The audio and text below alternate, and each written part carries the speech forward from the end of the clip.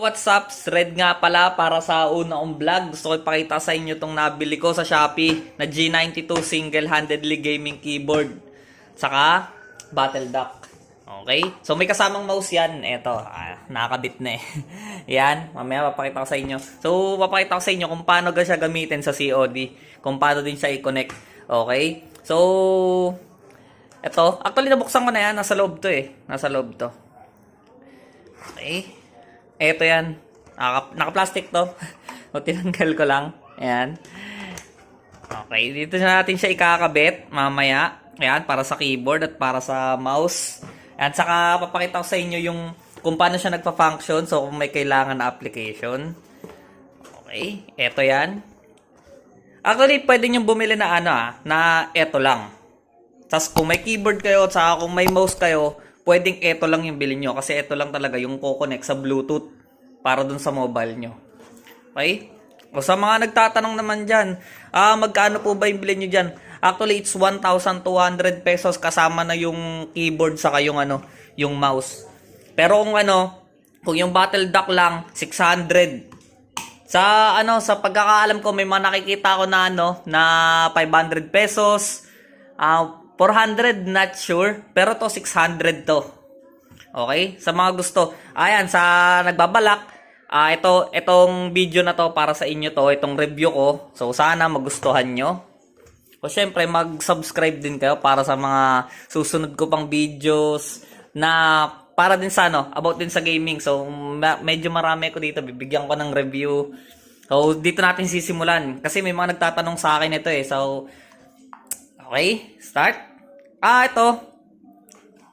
Ulitin ko. Para sa keyboard, para sa mouse. Ito. Meron yan eh. Ayan, ito. Yung isa na yan, para to sa power. Okay? So, may dalawang option dito para gumana to. Okay? Pwede natin siyang i-connect. I-connect through to USB. Nakasaksak o kaya power bank para magbukas siya. So, papakita ko muna. Pagtulay yung phone ko. So, ito, ang purpose nito para dito nakatayo yung phone.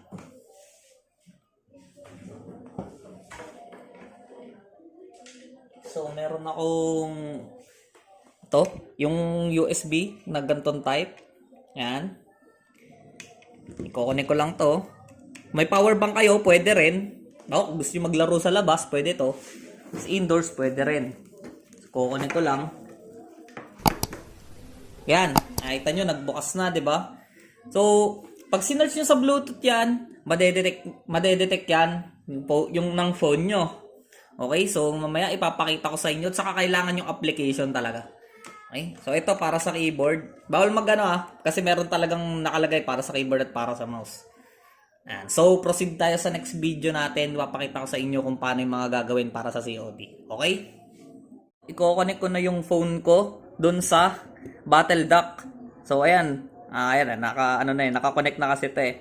So, pagka-click sa Bluetooth, yan, makikita nyo yung parang controller. Ang pangalan, 019. So, i-connect nyo lang yan. Hintayin lang natin mag-connect. Sa akin kasi naka-auto-connect na kasi dito ako nagagamit sa isa-isa kong phone. Okay? So, wait lang natin. Medyo matagal. Tayo, ulitin natin. Yan. Dapat mag-automatic connect na yan eh.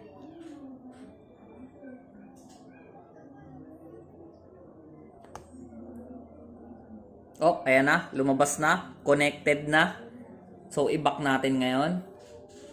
Pagka-back ko, ito, yung application na Shooting Plus V3. Makikita nyo yan sa Play Store. Meron yan. Download nyo lang. Tapos yan, add nyo na lang yung Call of Duty. Tapos, makikita nyo yan. Kapag nakakonect kayo sa Bluetooth, automatic. Ito, naka-red to eh. Kapag nakakonect nyo sa Bluetooth yung battle dock na yan, magiging kulay green yan. 019 connected direct mode. Ibig sabihin na de-detect nyo na yung battle dock. Pwede na nating laruin si Call of Duty gamit tong keyboard na to. Ngayon, ano yung mga case na dapat kong pindutin para malaro ko siya ng maayos? Etong si Shooting Plus V3, meron tong mga buttons, tas itatapat nyo dun sa buttons na pinipindot nyo kapag nasa touchscreen. Okay? So, ipapakita ko din yun sa inyo. Okay, so proceed tayo sa next video. Doon na tayo sa COD. Guys, at ito na nga.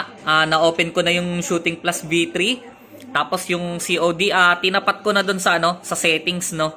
Pag kinli ko ngayon to, ayan, lalabas ngayon yung mga buttons. Okay? So, ayan, pwede mo siyang galaw-galawin katulad nito, si left shift. Ayan, itatapat mo lang dun sa may dash. Ako kasi yun yung settings ko eh. Pag pipindot ko yung, pag nagda-dash siya, left shift ko yun. Tapos ito, yung control na yan, yung WASD, syempre. At ito, sa mouse, ayan, pwede nyong galaw-galawin yan. Pwedeng kayo mag-ayos, depende. Nasa sa inyo na yun kung paano. Nilabuan ko lang para, ayan, since keyboard ng gamit ko, hindi ko na makikita yung buttons. Naka na yun, para yung buong laro na kita, hindi nakita yung mga buttons, no, nilabuan ko. So, pwede ko na i-close yan. Nakasave na sa akin yan eh. Papapakita sa inyo kung paano naman siya pag sa laro. Okay?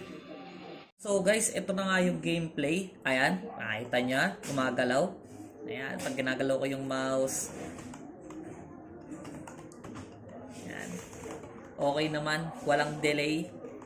Lahat ng buttons, yan na inassign ko.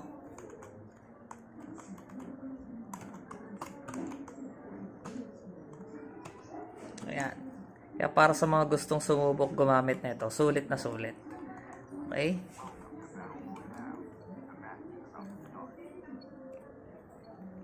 Ayan. So, under lang tayo ng konti.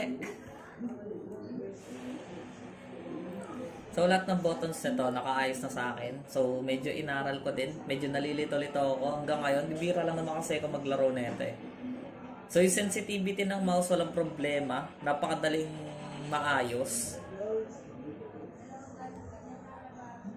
O yan. Sample, mag-drop tayo dito. Kahit saan dyan. Yan. Maganda rito, talagang smooth na smooth. Yun nga, hindi na de-delay yung bawat pindot.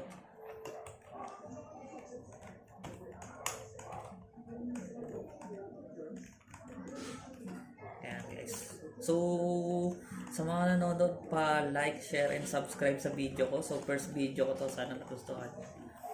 Kung hindi nyo nagustuhan, pwede nyo i-dislike. Pwede rin kayo mag-comment, ng mga, magbigay ng suggestion or mag-request ng mga susunod ko videos. Okay.